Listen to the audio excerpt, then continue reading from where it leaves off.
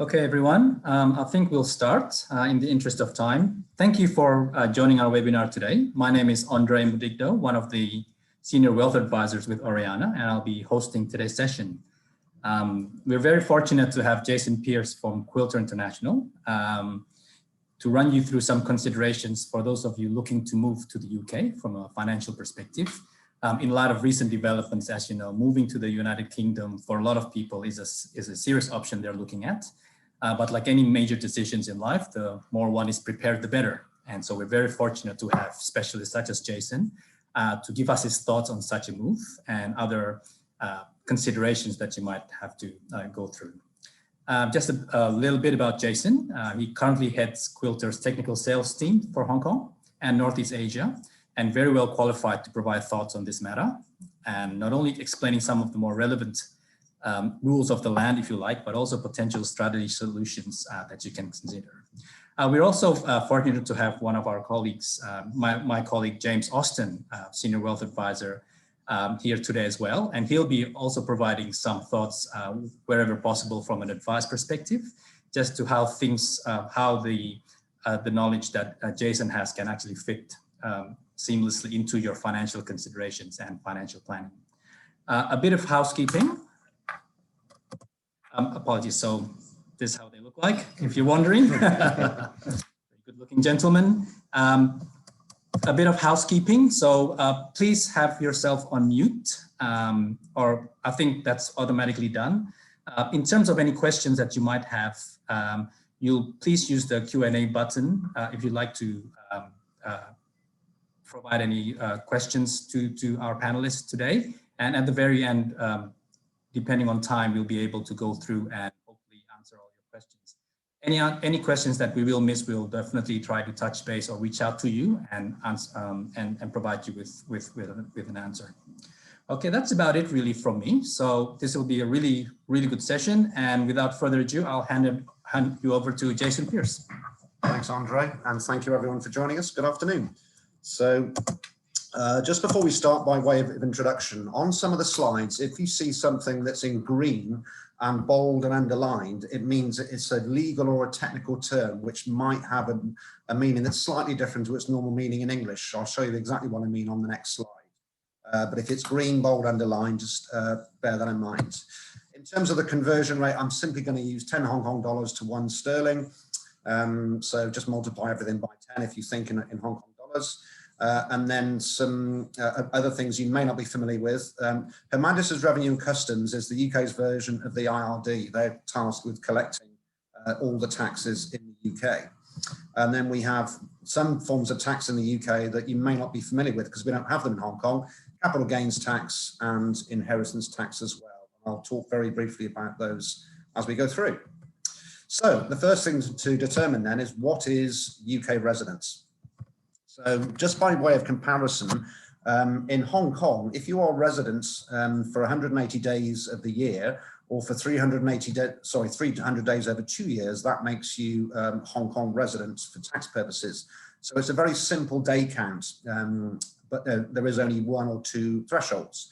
In the UK, we also have a day count, but it is a lot more complicated. So the first thing to say is that the tax year is slightly different. It starts on the 6th of April and runs to the following 5th of April. That's for reasons that go back to the days of Julius Caesar. Well, I shan't be covering that today. This isn't a history presentation. And your residence depends upon the number of days that you spend in the UK each year. So you'll see the word days is there, bold, underlined, and in green. That's because for the purposes of this, a day is being physically present there at midnight. So what it actually means is, if you take a flight to the UK and it lands in the UK at 5 to midnight, then that's a day's presence in the UK. If your flight arrives 10 minutes later at 5 past midnight, that's not a day in the UK. So that's how that works. Now, if you are there for 15 or fewer days, you are absolutely non-tax resident. So nobody who spends 15 or fewer days in the UK will be tax resident for that particular tax year, because each tax year is individual and discrete. At the other end of the scale, if you're there for 183 or more, you are categorically resident, and not only resident for the days you're physically there, you're resident for the whole of the year, which could mean that you actually become tax resident in the UK before you physically arrive there. you're in between that, so you're more than 15 days but fewer than 83 days, you'll have to take what's called the statutory residence test to determine whether you are a UK tax resident for that particular tax year. Now, we have a flow chart here. You can get these all over the internet. All the accountancy firms produce them. It's a fairly straightforward flow chart where you just go through, ask a series of questions. It takes 5 minutes, and that will tell you at the end how many days you could spend in the UK for that particular tax year before becoming tax resident. So here's an example from the bottom of the sheet there. And if you're going to the UK, we look at the right-hand side. So less than 16 days, always non-resident. But if you haven't been resident in the UK for the last 3 tax years, you can actually spend up to 45 days and always be non-resident. Other end of the scale, 183 or more, always resident. If you're in between though, there are 3 other day count thresholds which will determine whether or not you're UK tax resident, 46, 91, 121. So, and when they talk about ties, that means things like, do you have a home in the UK? Do you have a job there? Do you have family there? And so on. So depending upon the number of ties that you have, the number of days you can spend in the UK without becoming tax residents could vary from year to year. So this year it could be 46, next year it could be 121. The point is that you have to determine for each individual discrete tax year what you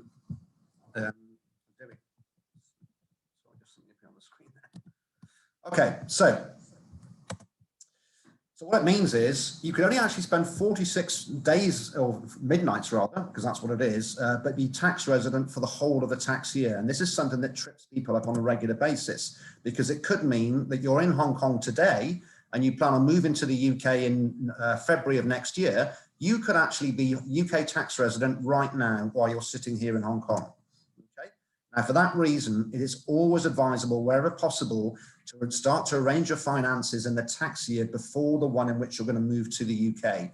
Ideally, you should start to plan at least 18 months before you plan to move to the UK in order to not fall into the traps and to maximize the tax planning advantages that there are.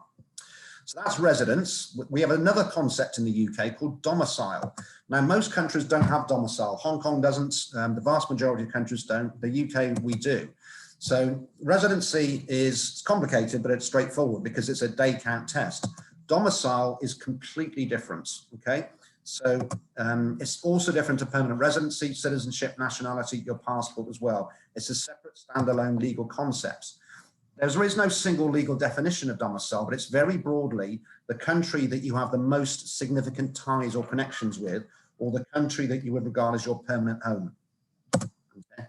Now, when you're born, if your parents are married on the day you're born, you get your father's domicile. If your parents were not married or your father passed away, then you get your mother's domicile. Let me show you an example of how this works. This is a real life person. It's a former colleague of mine. So Dimitri was born in London. His father's Russian, his mother's English. His parents weren't married. They were in a long-term stable relationship, but they never actually got married. So he was born there. He grew up in London. He moved to Hong Kong to work, like a lot of people do. He lived here for 9 years, and then a couple of years ago, he left Hong Kong and moved to Australia, where he is now.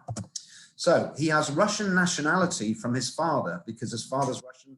He's got a Russian passport, and if you asked him what his nationality is, he would say he's Russian. But because his parents weren't married, he has his mother's domicile, which is in the UK. So he's also got PR in Hong Kong because he did 7 years here, and he's kept that.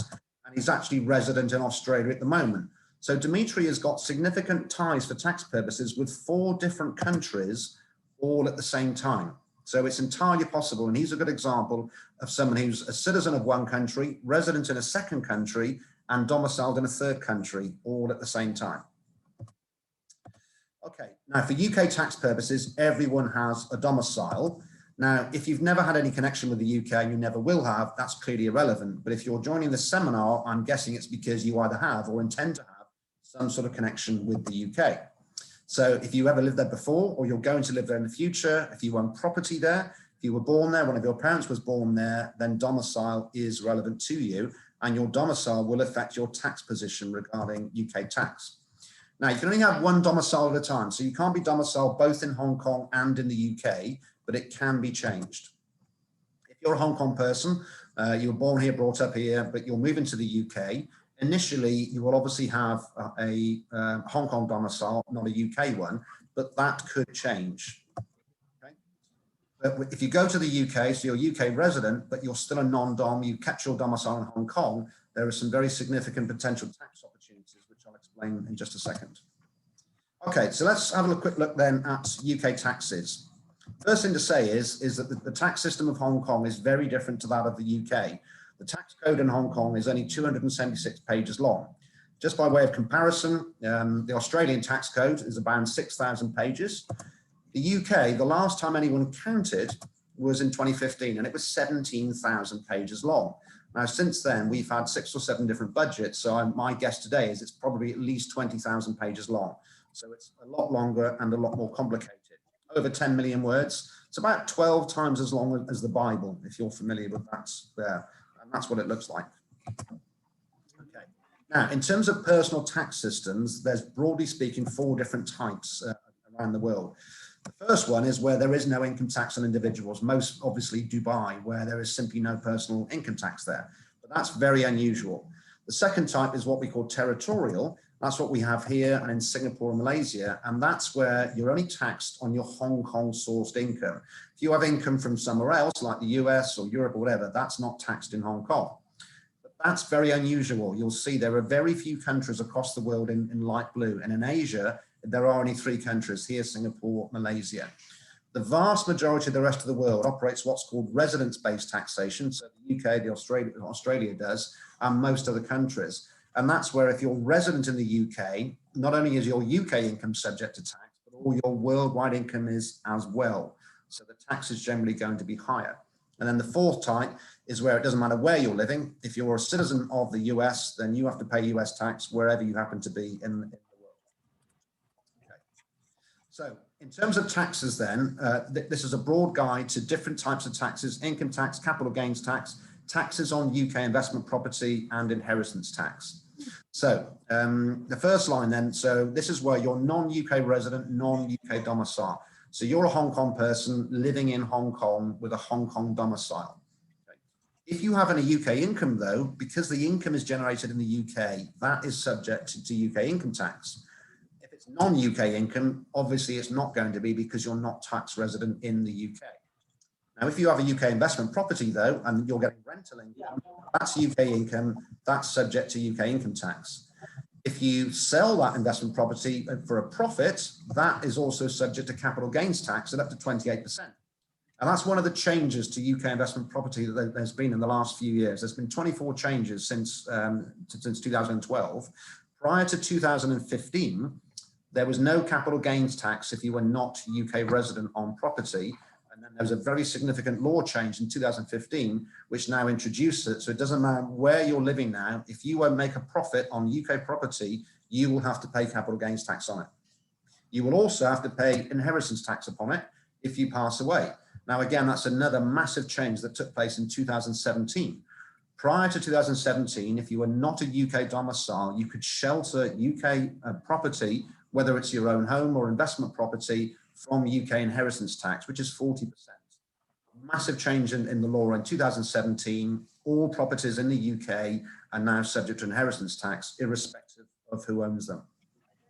Any other asset you have in the UK is a UK asset. That will be subject to inheritance tax as well.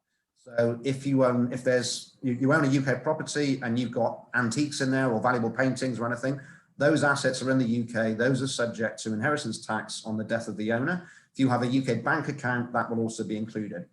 But as your non-domicile, any non-UK assets won't be subject to UK inheritance tax. Now, let's say then that you're a Hong Kong person, so you're still non-domicile, but you're moving to the UK and you're going to become UK residents. So always UK sourced income, always taxable, but your non-UK income, you can shelter from UK income tax, even though you're UK tax resident, if you use what's called the remittance basis. Explain that in just a couple of minutes there. This is the advantage for non-domiciles in the UK. Investment property, always taxed. UK-based assets, always subject to inheritance tax. But while you're still non-domicile, your non-assets won't be. So you could be resident in the UK, but as long as you keep your Hong Kong domicile, your Hong Kong property, your Hong Kong bank account, and your other assets won't be subject to UK inheritance tax. If your domicile changes, and I'll explain how that can happen in a second, so you're UK resident and UK domicile, then you would be taxed in exactly the same way as a native-born British person. As I was, I've lived in Hong Kong for 10 years. Prior to that, I lived in the UK my whole life, taxed on everything worldwide. Okay, so let's talk a little bit more about the remittance basis. This is the advantage for Hong Kong people moving to the UK.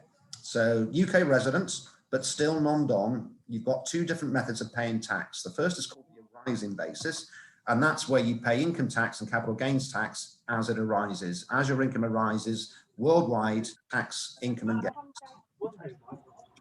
If you're a non-dom, you have the second option called the remittance basis. Now, any UK income and gains, there's always tax. There's no way around that. And if you've got any non-UK income and gains, so let's say that you've got rental income from a Hong Kong property, if you take that to the UK, the technical name is remit. Again, it's there in green. And I'll explain more about that as well. But if that goes into the UK tax system, that then becomes subject to UK tax. But if you don't take your Hong Kong income in Hong Kong, that then won't be subject to UK tax. So this is the advantage that a non-dom has. They can shelter their non-UK income and gains from the UK tax system. Okay, now you can choose which is the best basis for you for each individual tax year for up to 15 years. Now, you might look at that and think, well, why on earth would anyone choose the arising basis and pay more tax?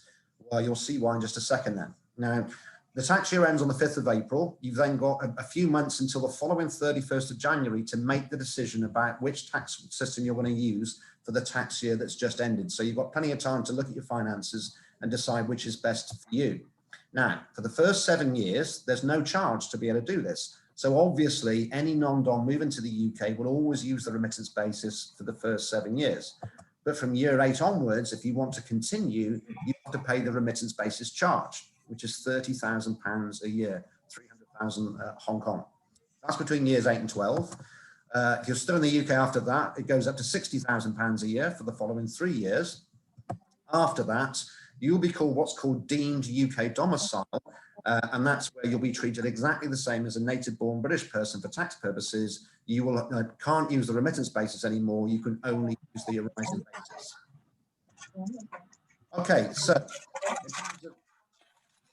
sorry, there's some noise there. If someone has got their microphone switched on, would it be possible to turn you down? Or thank you. So. If you do move to the UK as a Hong Kong person, you'll be non-dom initially, but there are 3 ways in which that can change. So if it does change, it's going to bring your worldwide assets into the UK tax net for all UK personal taxes. The first is what's called deemed domicile, which I just alluded to. And that's very simply, if you spend 15 out of 20 tax years resident in the UK, you will be deemed domicile and treated exactly the same as a native-born British person. That used to be 17 out of 20 years. They reduced it in 2017 down to 15 out of 20 years. So it's going to catch more people. The second one is what's called acquiring a domicile of choice in the UK. Now, there's no single definition of this. It's very broadly an intention to settle permanently or indefinitely in the UK. So it may well be, and this happens very frequently, where HMRC, the tax collector, asserts that a UK resident has acquired a domicile of choice. The taxpayer thinks, if that happens, then I'm going to pay a lot more tax. I'm going to dispute this. And in the event of such a dispute, this can only be settled in court. And the UK courts are kept very busy with domicile dispute cases between the tax collector and the taxpayer. Third is to elect to be a UK domicile. And again, that might seem counterintuitive, but that's normally where you have what's called a mixed domicile marriage. So a UK domicile married to a non-domicile, and there are some very significant planning opportunities for doing that, but we won't be covering that today. Okay, the most important thing though, again, is with advanced financial planning, you can mitigate any completely unnecessary tax bills. It's always wise to do it at least 18 months before moving wherever possible. Okay, so in terms of tax, then I'm going to give you a brief overview. So in the UK, all earnings and all pensions are taxed in the UK. So unlike Hong Kong, if you have an annuity and you're a UK resident, that's taxable. Any sort of pension is as well. Any sort of income from work, and also rental income from any properties that you own as well. Now, if you're a Hong Kong tax resident, that's the end of the matter. Those are the only taxes you need to be concerned about. If you move to the UK, there's a few levels on top that I'm going to make you aware of. So savings income, that's taxed in the UK, bank account interest and so on, fully taxable, all sorts of investment income. Dividends are as well. It doesn't matter whether the dividends are from listed companies or private companies. Those are fully taxable in the UK. On top of that, you've got insurance policy gains. Now, these are subject to a form of income tax, but it's very benign. It's called the chargeable event rules, and I'll give you an example of this later. And then on top of all of that, you've got capital gains, which strictly speaking are not income, but they are subject to tax in the UK. So another 4 layers on top for the UK. Tax code's longer, taxes are higher and more complicated. But don't worry, at the end of the presentation, you'll see some mitigation strategies. Now, in very general terms, here are the tax rates on any UK income and any income that you remit from Hong Kong to the UK. So if it's bank account interest from Hong Kong, rental income from Hong Kong, that hits the UK tax system. Depending upon the level of your income, there are 3 tiers, starting at 20% and going up to 45%. So the lowest rate in the UK is 20%, which is higher than the highest rate in Hong Kong, obviously. It goes up to 45. Capital gains tax on any sort of property is either 18 or 28%, depending upon your income tax rate. That's just on, there are special rates for real estate. Other assets, such as stocks and shares and so on, that's subject to lower rates of 10 and 20%. Okay. So in terms of actual numbers then, let me show you some real specific numbers, which you can do on a tax calculator here. So if your income is £50,000 a year up to £1 million a year, this is the actual amount of income tax that you will pay if you're UK tax resident. So you're always going to pay some at 20 and then some at 40 and some at 45. So what's called your effective rate is in fact that. So once your income is £1 million or more, then you're starting to approach the 45%. You won't ever get to 45% because you'll be paying some at 20, but you'll get very close to it. So that's the actual numbers there. Okay, so the remittance basis then, because you think anything that I remit to the UK is going to be taxed at up to 45% if it's income, then I need to be very careful about how much I remit to the UK. Now, this is where it gets a bit more complicated, but don't worry, there is a solution to it. It is more complicated. It doesn't just apply to the individual taxpayer, it applies to people and entities they're connected with, and I'll show you an example of that in a second. And there are lots of potential tax traps which you really don't want to fall into. I can't stress enough that you need to take good advice before you go to make sure you do end up with a completely unnecessary tax bill. Now, your banker in Hong Kong may not understand it. They frequently don't. Why would a banker in Hong Kong understand UK tax and something called a remittance basis? There's no reason why they would, but you need to give them very, very clear instructions so that they don't end up causing you a tax problem. And I'll show you a real life example in just a second.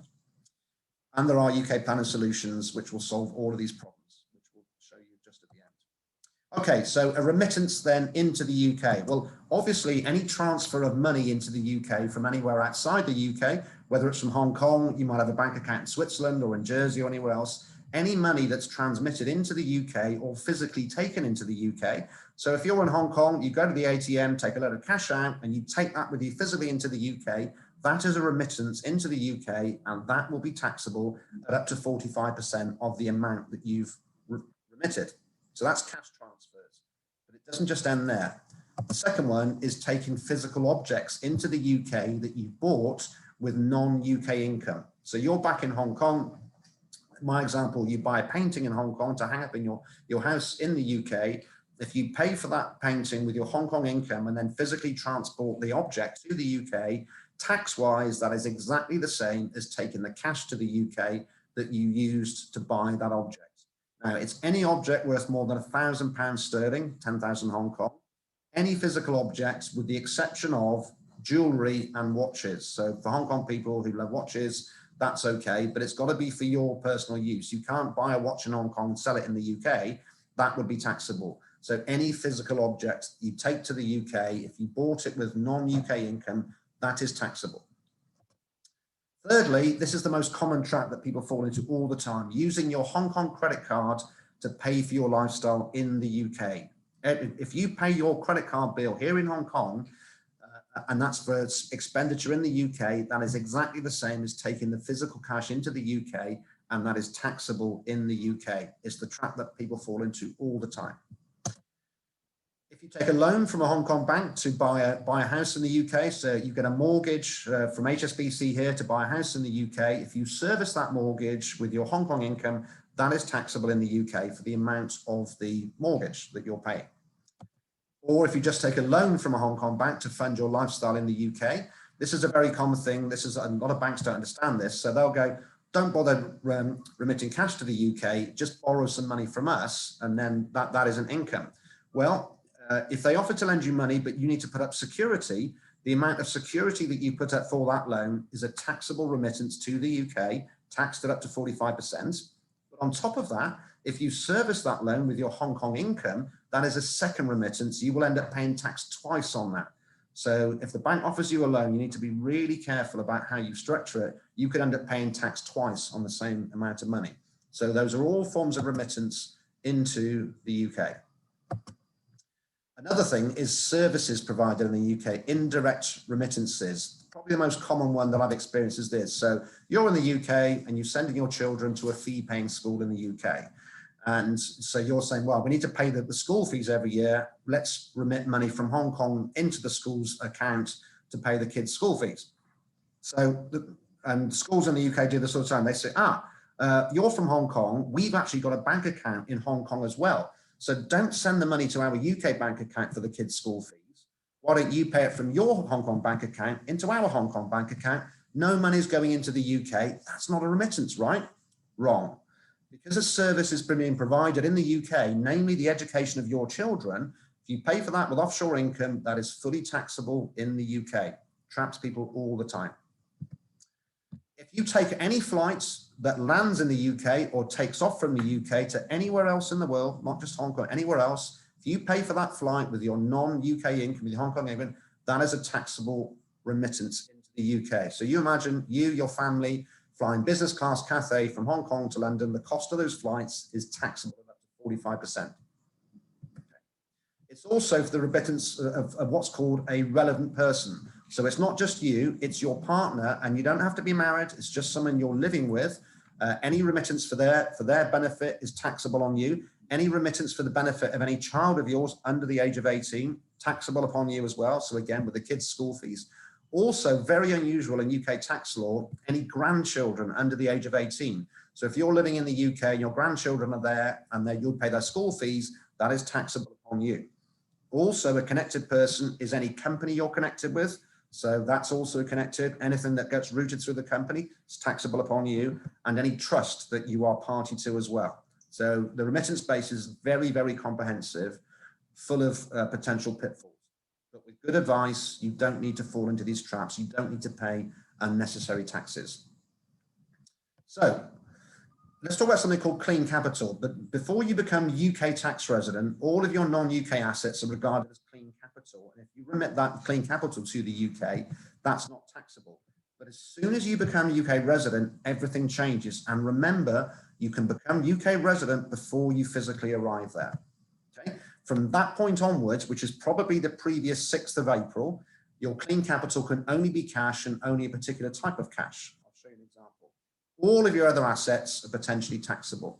So if you've got a bank account that's got a mixture of capital and also some interest has been added to it after you become UK resident, that's called a mixed fund because it's a mixture of capital and income. And I've got an example here. You make a remittance from a mixed fund to the UK, it won't be clear what the remittance consists of, how much of it's capital, how much is income, and how much is gains. You've got to sort it out. So in that case, they apply what are called the ordering rules. Okay? They're disadvantageous because income is always treated as going first, then capital gains, and clean capital last. I've got an example which should make this clear. So you're living in the UK, there's your offshore fund, which has got the mixture of clean capital, capital gains, and income in it. It's all in one bank account, and you're remitting money from that bank account to the UK. Okay? How do we sort this out tax-wise? Well, so your first thing to do is to segregate what is the income, what is the capital gains, what is the clean capital. If you then remit some money from the UK, you might intuitively think that it'll be done that way. So it's done proportionally across the income, capital gains, and clean capital. It's not done that way. The way that the remittance basis works is we don't start from the left and work to the right. We start at the top and work downwards. So all the income goes first, and then if there's more money going, that's treated as capital gains. Clean capital goes last. And this is the trap where the bank makes a mistake and people fall into. Let me show you an example here. So here's Eleanor. She's lives in Hong Kong, planning to move to the UK, but she's got an account with HSBC here, 10 million Hong Kong in it. While she's non-resident, that's all clean capital, absolutely fine. Now, she moves to the UK in November, but her tax residency commences the previous 6th of April. So clearly, though, she's a non-dom because she's just gone to the UK, so she's going to use the remittance basis for that tax year. Okay, so while she's still living in Hong Kong, the bank adds interest to the account of 200,000 Hong Kong. So she hasn't moved to the UK at this point. She's still living in Hong Kong, doesn't move to the UK for a few months. Okay, now that's what's called tainting the account because her tax residency begins before she physically goes to the UK. So it's tainted it because even though it's all cash, there's two different types of cash in there, capital and income, which is the interest. So it's now a mixed fund because it isn't just clean capital. So her bank is completely unaware because she hasn't even told them yet that she's moving to the UK. So they don't know what the consequences of their actions are. But the consequences are these. There was our clean capital. There's the interest that the bank are adding to it. If that's added to the clean capital account and she's UK tax resident, and she is, even though she's not physically in the UK, that's now a mixed fund. Now, if she wants to remit some money from that fund to a UK bank account, this is even before she's moved to the UK. So she remits £500,000 in advance and in preparation for moving to the UK. She remits that to her UK bank account while she's still in Hong Kong. But the ordinary rules dictate that £500,000 is made up of all the interest first, the whole 200,000, which is going to be taxed in the UK at up to 45%. Then the remaining 300,000 is capital. That's not taxed. So they've just caused it a completely unnecessary tax bill on £20,000 sterling there. What they should have done was this, and this is what you need to tell your bank before you go there. There's the interest. Don't add it to the clean capital account. Set up a segregated interest or income account, and don't remit any money from that account to the UK because it'll be taxed. But you've kept your clean capital. You can then remit any amount of up to the 10 million to the UK without paying tax by the simple expediency of having a segregated interest account and keeping those two pots of money separate. So in terms of the amount of the remittance, let me show you how that works as well. So Eleanor moves to the UK, but she's still obviously got friends, family, and so on in Hong Kong. One of her friends in Hong Kong starts a company, and she thinks it's a good idea, and she invests in it. So she transfers $1 million of her Hong Kong income to the company. Now, there's no money going into the UK at this point, so there's no UK tax consequence of doing this. This is entirely in Hong Kong. Unfortunately, though, the company doesn't do well. So she decides to sell her shareholding and get back whatever money she can from this failed company. So she only gets 20,000 Hong Kong dollars back, unfortunately. It's a disastrous investment. She thinks, okay, it's only 20,000 Hong Kong, it's £2,000 sterling. I'll remit that to the UK because it's only £2,000. There'll be hardly any tax on that at all. The problem is that you have to look at that 20,000 Hong Kong dollars and trace it back to where it came from, where it originated. It originated in $1 million Hong Kong dollars of a Hong Kong income and gains. So the amount of the remittance, whilst it might physically be 20,000 Hong Kong dollars, for UK income tax, it's the original $1 million. This is a horrendous trap. This is the way that the remittance basis works. You trace everything back to where it began, and it's that amount of money. So a very nasty trap that Eleanor's fallen into there because she didn't take advice before moving to the UK. Okay.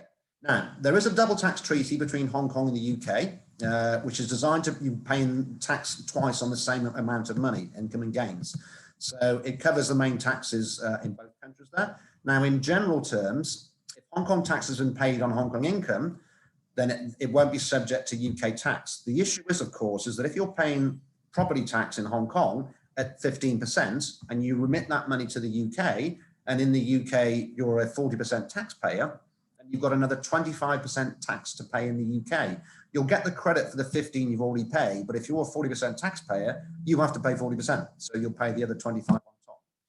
Then, of course, if you remit anything where there's been no tax in Hong Kong, interest, dividends, capital gains, then that is going to be subject to UK tax because it hasn't been taxed in Hong Kong. It's not a double no tax treaty, it's a double tax treaty. Okay. And there's a link to it there. Okay, so having seen all that, are you still thinking of moving to the UK? Let's see. Okay, so let's talk then about the financial planning that you can do before moving there. This is the kind of good news part of it. So now, remember, clean capital, the distinction, segregated bank accounts, absolutely crucial to avoid completely unnecessary tax bills. Okay, ordering rules mean that you can end up paying tax unnecessarily up to 45%. And once you're a UK resident, you can't unmix the funds. Okay, very important to point that out. So make sure your bank don't add interest to the wrong account. Okay, separate bank accounts and keep them separate there. Now, what are the planning strategies that you can do? Well, the first thing to say is that you have to implement them before you become UK tax resident while you're still here in Hong Kong. Once you get to the UK, there are some strategies you can do, but nowhere near as many. Okay. So if you're going to go to the UK for a limited period and you've got enough clean capital, so you're happy to keep it as cash, then you don't need to worry about anything because it's clean capital. It's not taxed in the UK. You can remit it whenever you want and it won't be taxed as long as you keep it as clean capital. You don't taint it and turn it into a mixed fund. Okay, but that might be a lot of money, and you might be concerned about the opportunity cost of having that much money sitting there in cash, earning a very low rate of interest. A lot of people tell me that this concerns them. Okay, so what may end up happening is that you have to supplement your UK income from your Hong Kong income by remitting money to the UK. Okay, if that's the case, then here are some strategies, excuse me, to consider. So, UK taxes all forms of investments. The owner of those investments is the person or entity that's liable for them. If you're the owner, either as an individual or as a trustee or as a company, if you're a UK resident, you are subject to UK tax. Okay. Now, most financial assets can be held inside what some people call a wrapper or an envelope. It's basically an investment-linked insurance policy. You may be familiar with them in Hong Kong. Sometimes people call it PPLI. We call it in the UK a portfolio bond. It's an insurance policy with a very low level of death benefits. It's an investment policy that's structured as insurance then. And there are significant advantages in doing this. Let me just show you something here. This is from the HMRC's Insurance Policyholder Taxation Manual. They publish these things online under the Freedom of Information Act. You can Google this or just look up the page here. This is how HMRC treats personal portfolio bonds in terms of the tax treatment of them. Okay, so in law, it is the insurer, not the policyholder, that owns the property that determines the benefits under a life policy. Where the policyholder has the ability to select the property that determines the policy benefits, the policyholder retains nearly all the advantages of direct personal ownership of that property, but because the property is held in the envelope of a life insurance policy, the policyholder does not have to pay income tax on dividend and interest income arising from the investments, nor capital gains tax on disposals when the investments underlying the policy are altered. Tax on any gains on the policy can be deferred until the policy comes to an end. So this is what we call gross roll-up. So if you hold the assets in your own name, you're the one that's subject to income tax on them. If they're held in the insurance company's name and the insurance company is not in the UK, then it's not subject to UK tax. Okay, so the policy will come to an end then when the last life assured passes away or when it is surrendered. That's the two ways a policy can come to an end. And at that point, of course, there could be UK tax to pay. But if you hang on to it for some years and then leave the UK again and surrender it then, of course, there will be no UK tax. What it does mean, though, is that all the income that's generated inside the policy can be reinvested. If you hold assets in your own name and you're a 45% taxpayer, you can only reinvest 55% of that income. If you hold it inside the insurance policy, 100% gets reinvested. So it grows a lot more quickly because it's not getting dragged by this tax every year. Same with capital gains. You can invest 100 and reinvest 100% of them instead of 80% of them. So internally, we call this gross roll-up, and it's a huge benefit to them. So what sort of assets can you hold inside a policy? Pretty much any mutual fund, any collective investment, you can hold cash in there. There's a very, very wide range of different assets. Policy is multi-currency. You can hold whichever currencies you want in it. You can buy assets with the cash of the policy, or you can simply transfer them in specie. So if you already own some mutual funds, you can transfer those into the policy so you don't have to sell them and buy them back and incur the costs or be out of the market. Okay. Now, as soon as they are transferred into the policy, the ownership passes to the insurance company, and with it, the insurance company assumes the responsibility for any tax. If it's in the Isle of Man, the Isle of Man's like Hong Kong, they don't have any kind of income tax there on dividends and interest or capital gains tax. And then you can switch assets inside the policy whenever you want and without crystallizing a capital gain and losing 20% of the gain that you've made. Now, if you already have an account with a private bank or with an online platform or any other sort of financial account, you can transfer that again in specie into the insurance policy.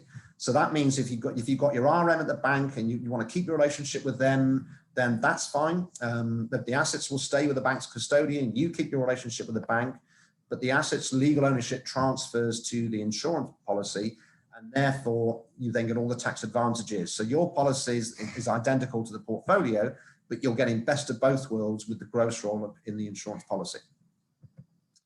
Now, what about then if you need to surrender the policy while you're UK resident or draw some money out of the policy while you are UK resident? Well, if at that point the policy has made no gain because there's been a stock market crash or something, there's no gain on the policy, there is no tax. But let's assume that it has increased in value, you have made a gain on it, and now you want to draw some money out of the policy. Again, let me show you from HMRC's website how gains on foreign life policies are treated in the UK. Okay, so you can make withdrawals up to 5% of the premium. In each insurance year, you can draw 5% of the premium paid into your policy without a gain happening in that year. And if there's no gain, there's no income tax. Okay? If, though, you don't make any withdrawals in an insurance year, the full amount of the 5% annual allowance is carried forward. This means that in the second insurance year, if you've not made a withdrawal in the first insurance year, you can withdraw up to 10% of the premium paid without a gain happening in that second insurance year. So what that means is if you can live financially on 5% of the value of your financial assets, you can be tax resident in the UK and even domiciled there, but not actually pay any tax for 20 years or longer, because if you could live on, say, 4% of your financial assets, you'll defer tax for 25 years or 3% for 33 years and so on. Now, in order to be able to do this, the bond has to be funded from clean capital, which means you need to do it while you're still living in Hong Kong. Now, if you need more than 5% and there's an excess and you've got no unused 5% to carry forward, then the excess will be subject to income tax, but only the excess, not the whole amount. And if you are doing 5% a year, at the end of 20 years, you've taken back 100% of your original premium. What's left in the policy by definition is gain, and the withdrawals at that point will be taxable, but you will have benefited from gross roll-up and deferred tax for 20 years. 20 years is the time it takes for there to be 6 Olympic Games or 6 Football World Cups. That's an enormous period of time, okay? And if you don't have to pay tax or even fill out a UK tax return for the space of 6 Olympic Games, that's a good thing. Okay, so let me show you then finally an example. We've got 2 sisters, Bella and Claire. So they're essentially identical in their planning and so on. Okay, so they both got investment portfolios at the private bank, 50 million Hong Kong each. Let's say that the portfolios grow on average 5% a year from income and capital gains. So they both say, right, we're going to move to the UK for 5 years, and they each estimate they're going to need £120,000 a year net to live on. Okay, so Bella says, right, I'm going to be there for 5 years, £120,000 a year. I need a clean capital account with £600,000 in it. So she sets that up at the bank. The bank pays interest on that, but she pays it into a separate account and not mix it with the capital. Great. So the remaining 4.4 million, that stays with the bank's portfolio, that stays invested. Okay, and then each year she remits £120,000 a year and pays no tax for the whole 5 years. Fantastic. Great. Okay. So after 5 years, the portfolio has grown to that because it's grown at 5% a year, and she's got the interest, of course, in this segregated account. She doesn't remit that to the UK, just the clean capital. So that's great. Bella's fine, paid no tax, everything's great. So that's the total value of her portfolio at the end of the 5 years. Claire, she transfers the 5 million into a portfolio bonds and she remains fully invested. She only needs to disinvest whenever she needs money. So she makes withdrawals of £120,000 a year, but she remains otherwise fully invested. So they're within the available 5%, obviously, because the 5% is actually 250,000. She doesn't need that much. So she doesn't pay any tax either. But because she hasn't paid the opportunity cost of the clean capital account with a low rate of interest, her portfolio is worth slightly more than her sister's. That's just to illustrate the opportunity cost, but neither one of them have paid any tax at this point.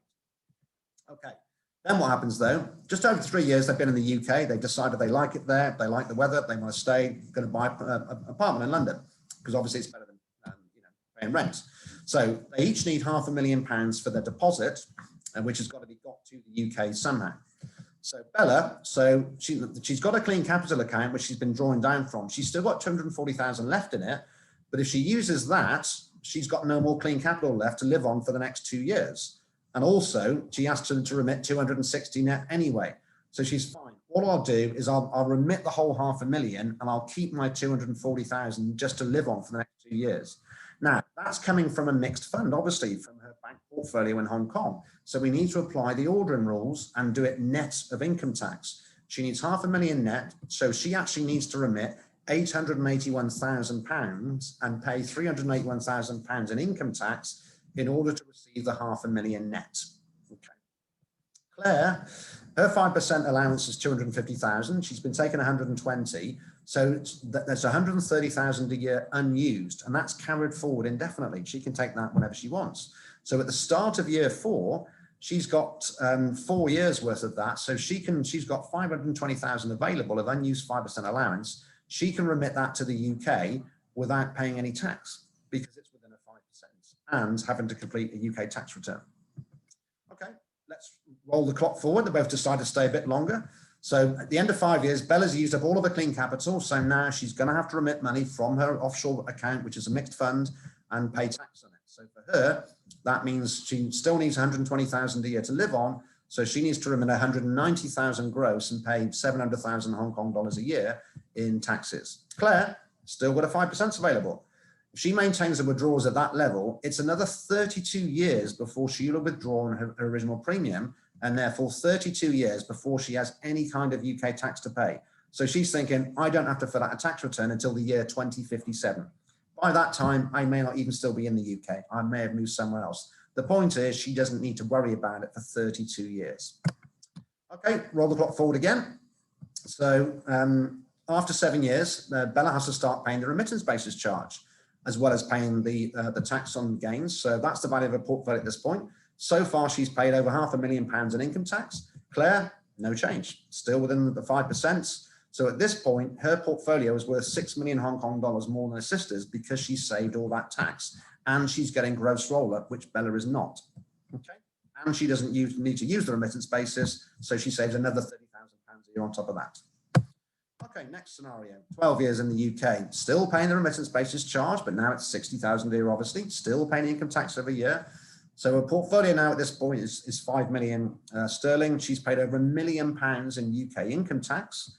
Claire, no change again. Portfolio now worth 1.3 million sterling more than Bella. She's still paid no income tax, and it'll still be a long time before she ever does. And she still doesn't use the remittance basis, so she saves that as well. Okay, finally then, Bella's now deemed domicile after 15 years, so she can't use the remittance basis anyway. She's now taxed on the arising basis, whether she remits the money or not. Doesn't make any difference there.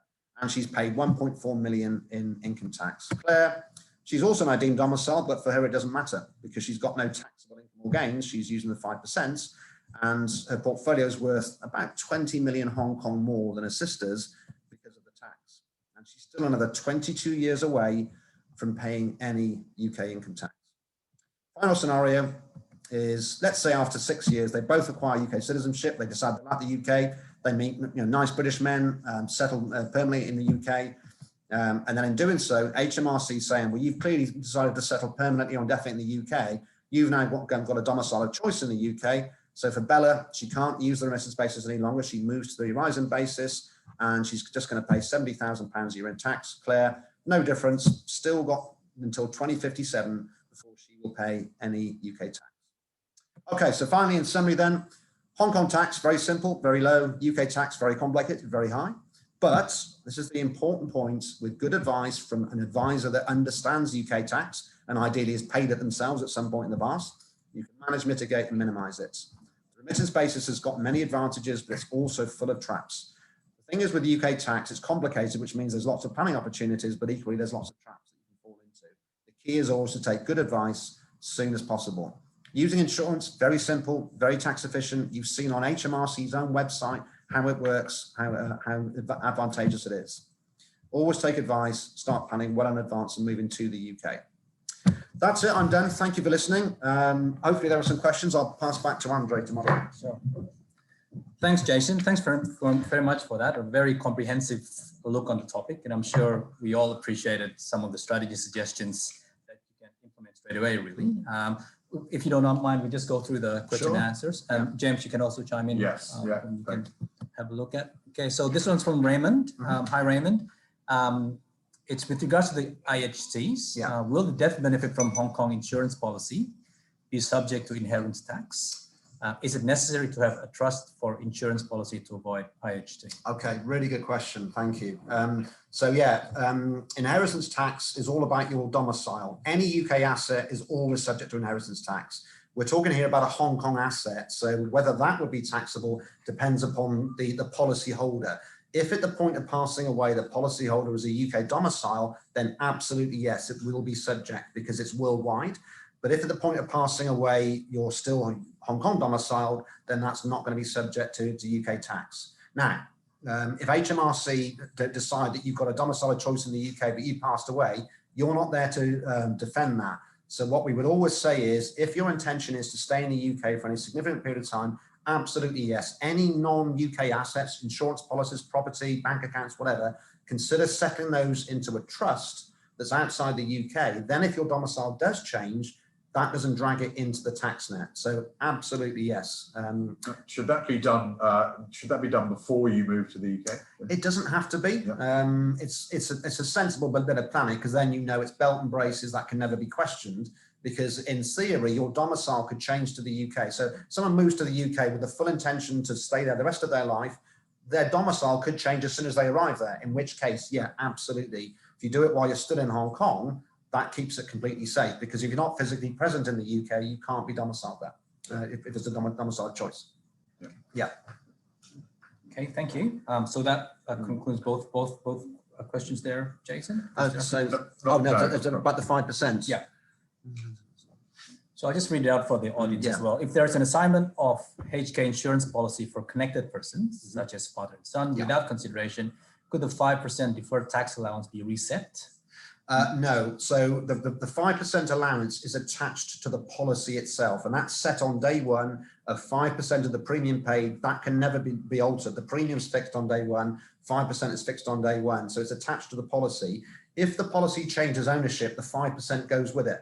And portfolio bonds are segmented into identical smaller policies. So it might be you've got 100 small policies inside one policy. If you assign 5 of those to your son or someone else, the 5% go with them. So if you've already taken the 5%, you can't regenerate them by assigning the policy. Once they're gone, they're gone. They're attached to the policy, no matter who owns it, and no matter if there's a change of ownership of it. I hope that's clear. Yeah, absolutely. Thank you. James, you want to take this one? Can stocks and shares be put in the wrapper or envelope? They absolutely can, but if you're going to move to the UK, it's not a good idea to do so. So the reasons for that are quite complex, but if you're going to move to the UK, you're better off not holding individual stocks and shares. That you're better off to hold those in a separate wrapper or a separate account. What you should hold in the policy is any form of cash and any form of collective investment, ETFs, mutual funds, hedge funds, unit trusts, OICs, SICAVs. There's 60,000 different things of these things in the world. There's a massive choice there. I know a lot of Hong Kong people love their individual stocks. I understand that. But if you're going to move to the UK, you're better off not putting those stocks in the wrapper. Keep them separate. Thank you. James, you want to add anything on that? Yeah, no, I mean, no, Jason's covered the points there. Thank you. Okay. Another one here. The examples you showed with the two sisters is talking about a large amount in the portfolio to start. But what if you're taking less, around 1 to 2 million UK? I mean, the amount is just an example amount. So if you're taking 1 million sterling, then obviously you can have 50,000 sterling net a year for up to 20 years. If you can live on that, then great. I would still do that anyway. If it's 2 million, it's obviously 100,000 a year. Yeah, so it's more the principle, isn't it? Exactly. Jason? Yeah, exactly. Yeah, I think the larger numbers, the larger numbers make it easier to sort of display the effects of taxation and whatnot. But you know, they are applied to anyone with any amount of wealth. The taxes still stand no matter why you're going back to the UK, whatever the rationale is. And you know, financial planning is whatever someone's wealth is, the way of trying to be as efficient as possible. Yeah, absolutely. Just the last one here from Paul again. I think in connection to his last piece about what we can put into the wrapper or envelope, what about the MPF? Hong Kong MPFs? Well, it depends. So the MPF, whilst it's still MPF, then it can't, because that's owned by the pension trustee. But if you're moving to the UK and you're cashing in your MPF, then clearly, yes, that's cash. You can put your MPF money into the portfolio bond if you want. There are some advantages with Hong Kong pensions if you move to the UK. Under the double tax treaty that I mentioned between Hong Kong and the UK, and this is quite unusual, but this is the way it works. Normally, the taxing rights on any pension sit with where the member is living, which would ordinarily be paying tax in the UK. But under the tax treaty between here and the UK, the taxing rights sit with the country where the scheme is established. So if you move to the UK and you've got an MPF here or also here, then the taxing rights sit with Hong Kong, and Hong Kong won't tax an MPF or an also, so you can draw that money into the UK very advantageously. So that's something, we didn't get a chance to cover that today, but that's always something worth exploring. If your employer is willing to set up an also for you on MPF, there can be some advantages in that as well. Sounds good. Okay then, if there aren't any other questions, we'll conclude our session for today. I'd like to thank Jason for his attendance and the knowledge transfer, which was amazing. And I guess from an Oreana private wealth perspective, it just shows the type of networks, relationships that we have here to actually help you, the client, to get the best possible solution, really. So for you, thank you so much for participating. Please don't hesitate to reach out if you have any further questions or any topics or investment strategy matters that we here at Oreana Private Wealth can help. And hopefully you have a good day. Thank you very much. Thanks, Phil.